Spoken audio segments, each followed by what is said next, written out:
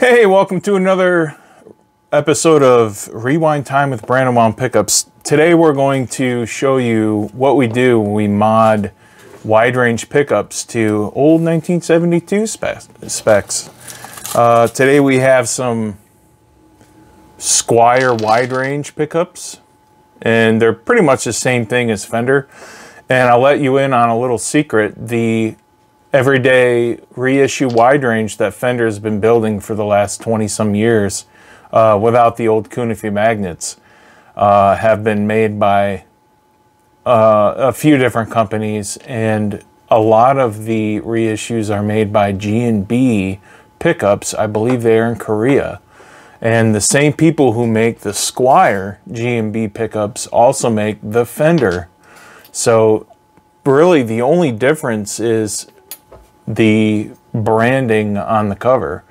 They're pretty much the same pickup. They're decent, good quality pickups, really, but they're not 1972 Fender spec that we do. We come as close to that as possible without using Kunify magnets. Now, a lot of you probably know by now that Fender actually brought back the Kunify magnets, and that was done pretty much for a marketing thing, because if they're the only ones that can get Kunify magnets and no other boutique company like me and Mojo and several other like Lawler, then they have the edge over us, because in people's mind they think that Kunify magnets are going to sound different than the newer Fairco magnets. Whereas that's kind of a false perception, mainly because the strength of a magnet is actually the functionality of that magnet. So if you have two magnets, and one's an Alnico 3, one's an Alnico 5, but the Alnico 5 is gauzed down to the same strength as an Alnico 3, then basically they're going to perform the same, and they're going to have the same strength. So I'm not sure exactly, you know, with the different alloys in both magnets. If you tested it on a computer and looked at some sort of data sheet with sound waves and all that kind of thing, you may see some sort of subtle differences, but audibly it's going to be pretty much the same. So my point is, the strength of a magnet is the functionality of the magnet, not necessarily the alloys. Now, the alloys that are made up for that magnet, yes, they do provide the actual strength for the magnet when charged, but you can manipulate the charge of the magnetic force in the magnet. So there's my magnet spiel. So we took the cover off the wide range, the reissue, and as you can see, there's a bunch of wax and some sort of weird rubbery wax ribbon that they put around the two pickup bobbins, kind of fill in that extra space. Because they don't use the right size bobbins for wide range, but we do. We had these made. I have a bobbin mold that I had made 3 or 4 years ago to make the correct size. As you can see, there's a big size difference here. And if you go on my website, you can also view the pictures and look at the different sizes there and the comparison on the correct size 72 wide range humbucker bobbins compared to the humbucker standard size that they, you know, use on their reissue humbuckers. So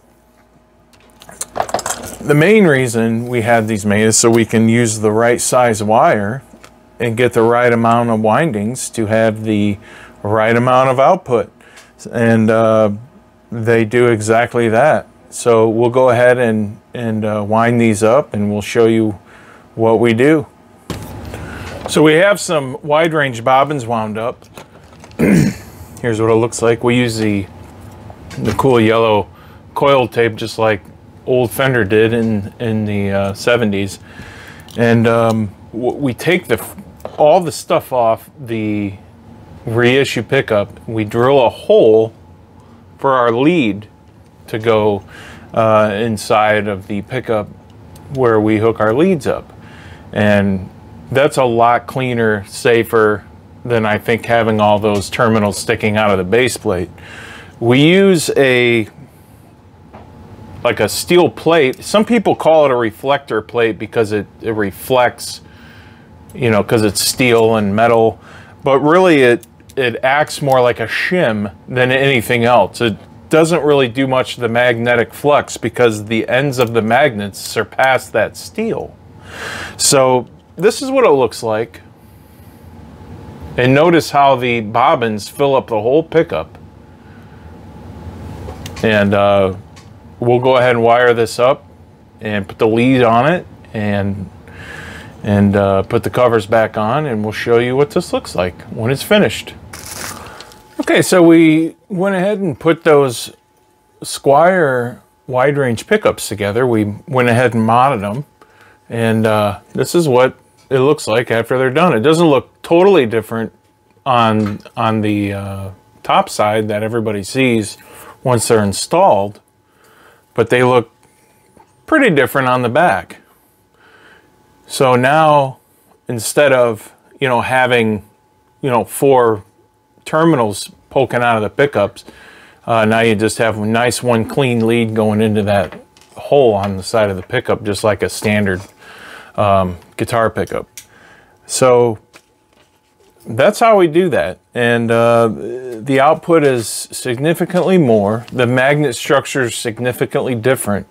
Each individual magnet inside of the bobbins is kind of what Fender does today. And I think that when Seth Lover invented these, he wanted to kind of keep that tradition of having the actual cylinder magnets going through the bobbins, and that's the way these are. So the bridge is around 10.5K, and the neck is around 9.5. Now the original wide ranges, I actually have one with me, and we're going to do a show on these alone. This is what the original old early 70s, mid 70s look like. Here you can barely see the Fender logo, and here you see the lead coming out of the side. Yeah, so this reads about 10.5K, and the neck's usually read around the same. And so what we do is we kind of back off the neck on the output to try to balance the bridge. But anyway, there you have it. That's our mod service on our wide range. We've done a lot of them. I've got buckets of old bobbins and screws and magnets from all the older reissues from modding them and putting our bobbins and magnets in those pickups instead. And I tell you what, everybody loves it. It sounds clearer, louder, and more like a 1972 guitar after they do that to their pickups. And we do recommend, if you do have this mod done, that you get some 500K pots instead of the 250K that Fender uses. That opens up the sound a lot more. It doesn't choke the pickups out. So anyway, check us out on the Guitar Knobs. And check out Zach Oswald's YouTube page. He does a really good string. He does a really good string show with Buford, and he also does the Guitar of the Week. There's a really cool 1962 that he just released the other day, and I played that guitar, and it's amazing. Anyway, please check out our other channels, and have a great day. Thanks.